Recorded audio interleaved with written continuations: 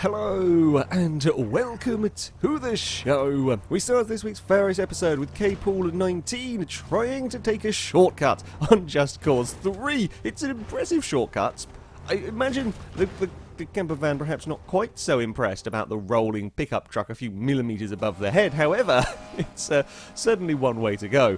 Speed Freak 975 on Need for Speed Payback also getting incredibly lucky. This time, police giving chase. The Rhino manages to swipe out both police cars directly above the BMW, and the BMW's fine. No adverse effects from all of that whatsoever. Yes, ridiculously lucky. The Rhino hits the first car, launches it over the roof of the BMW, and then into the second of the police cars. FailRace Police Department there, with their finest driving tactics, I think, being displayed. Generic driver on GTA 5 manages to clip the back of the truck, launch the front of his car up in the air, and get it wedged. Well done. These bits of road are quite notorious for certainly falling off, but managing to launch your car off of the back of a truck and then getting it wedged, well done. There's also no way you can get out of that nicely either. I don't think this is not going to be a fun car to try and climb out of. Mustang Bugatti on GTA 5 with a very peculiar thing. Minding his own business, driving along, when his car suddenly vanishes along with all of the HUD. It's not just the vehicle acting weird, the entire game. I mean, this is online. I would have thought if it was just like a disconnection, normally that just dumps you straight out of the lobby rather than vanishing the car and vanishing the HUD all in one go. And you can still run around there, the AI cars are still doing things, you can steal a car. I've not seen GTA do that one before, but there we go. Golden Piggy on Turbo Dismount with the double barrel roll from the launch. Turns out buses are just as good at rolling cars as split ramps are. The car then manages to get back onto the road, I think crashes into the bus that it rolled off initially, before eventually all coming to a rest, and then a little hatchback goes for a tumble as well, just for good measure, and the Aston Martin's missing all of its bodywork.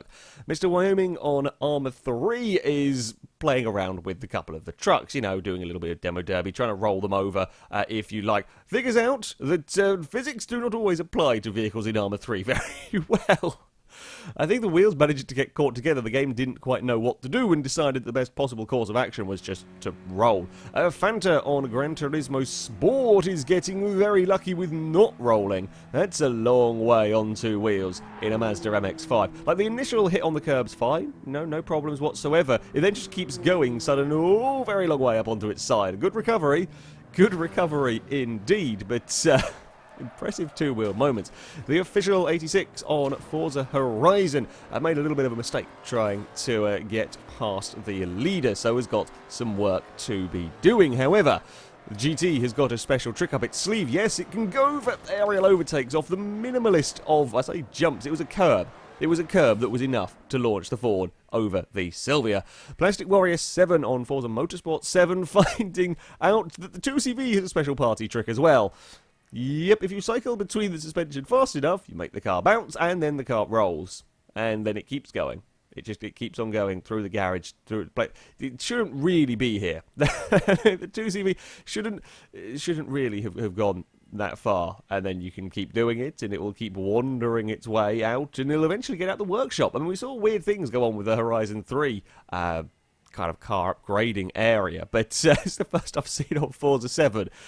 2CV's just it's still going to this day, for all we know. Atom LP on Forza Horizon 3 is racing through the streets in a very, very fast. Viper makes a little mistake coming around the corner. Is too busy, I think, looking at the scenery, gets some wheel spin, clonks the wall. However, it is the lamppost that is determined not to be beaten.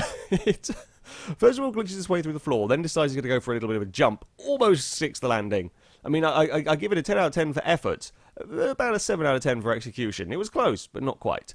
M. Horo Hello on Forza Horizon 3 also is racing around the construction site, currently leading the way. I'm not sure a Donkervort is the greatest choice of car for this sort of race, and indeed, the game agrees, because as he goes up towards a checkpoint, the floor, well, kind of vanishes, and the Donkervort goes tumbling down. That's kind of some wacky races tactics right there. Actually, I can make it quite a fun game, like randomly get rid of floor to screw over your opponent. Oh, that sounds like much fun. Anyway, Zombie Gens on Project Cars 2 with the AI having some difficulties with a pit lane. Yeah, so far, all of the cars trying to get into the pits have crashed. The Porsche actually managed to crash and go the wrong way. Down past the pit wall, another AI car is into the wall. BMWs, basically nothing can get into the pit lane. A Capri manages to just about miss the wall, but misses the pit lane. There's another Capri has a big crash. Someone's lost a wheel. It's a very, very big mess. It's a very big mess indeed. Yeah, apparently pit lanes are difficult. There's a lot of wheels actually down the pit lanes. Well, I don't know where they came from. However, it's not just on Project Cars. No, on Forza 7, that Mudkip is coming down towards the pits. Carries too much speed, though, in towards the lane.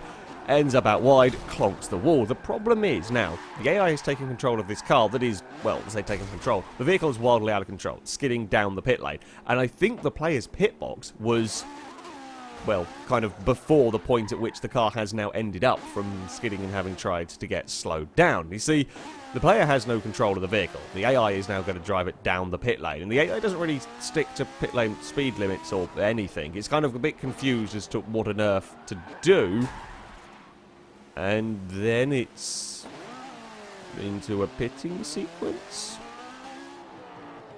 Again, the player now has no control over the car. The AI is driving the vehicle into the wall. I'm not sure, but I don't think that's quite how pitting works. I don't think that is quite how pitting works in in this game, in any game, in fact. No, that's definitely not pitting. That's called crashing. Well done AI. And it continues to scrape along the wall. Again, as a player, there is nothing you can do here. There is nothing that you can do here. Eventually, the AI spins the car and then gets it stuck on the banking. It will go into ghost mode before any other cars come around and so on, but that's a new one. Just slowly going to roll down the back. Yeah, that's not one that, that I've seen happen before, but there we go. That is going to be it for this episode. As ever, if you have clips you'd like to submit to this series, you can via our forums. There will be a link in the description. At the very top of the page is the FailRace clip submission section, and in there you can find all of the rules and how to submit them. However, that's going to be it from me. Thank you very much for watching, and until next time, goodbye.